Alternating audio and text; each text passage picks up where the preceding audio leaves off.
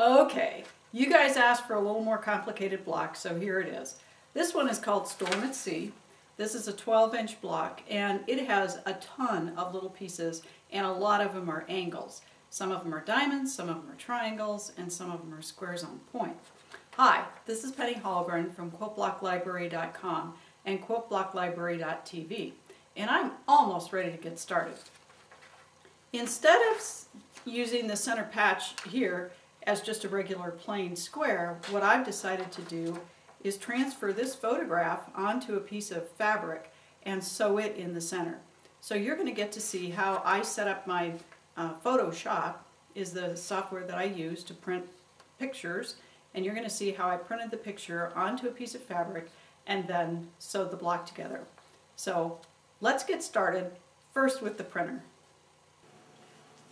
I've decided that I want to have this picture of this little sailboat as the center square on my Storm at Sea quilt. And so I've sized it, and because I'm going to use the fabric that's pre-treated and already put onto paper, I hate to waste the entire piece by having the picture show up in the center. So what I did was I opened a new document in Photoshop, and I have an 8.5 by 11 sheet of paper basically here, and then I've placed my picture up in this corner. And what I'm going to do is just run a plain piece of paper through so I can see where that picture is going to be on my paper. This is where the picture is going to show up on my fabric if I had printed it, and it's just right about 1/4 inch away from the top. So what I want to do is move the picture down on my screen here so that when it prints out on the fabric, I have a little extra for my seam allowance. So I'll just do that, and then I'll be ready to print it out on my fabric. So I'm just going to hit print, and we'll be ready to go.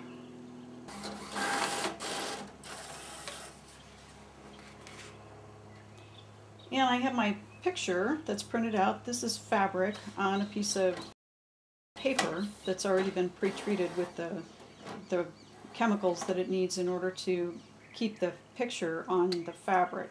So this is ready to cut as the center square. One of the things that I did want to comment on is that originally this was 72 dots per inch resolution, and I bumped it up to 300 dots per inch because if I just left it that way, it would be all it would be kind of blurry. So that increases the quality, makes the picture look a little bit better. So now I'm ready to take this over to my cutting table and cut the appropriate size square out of it.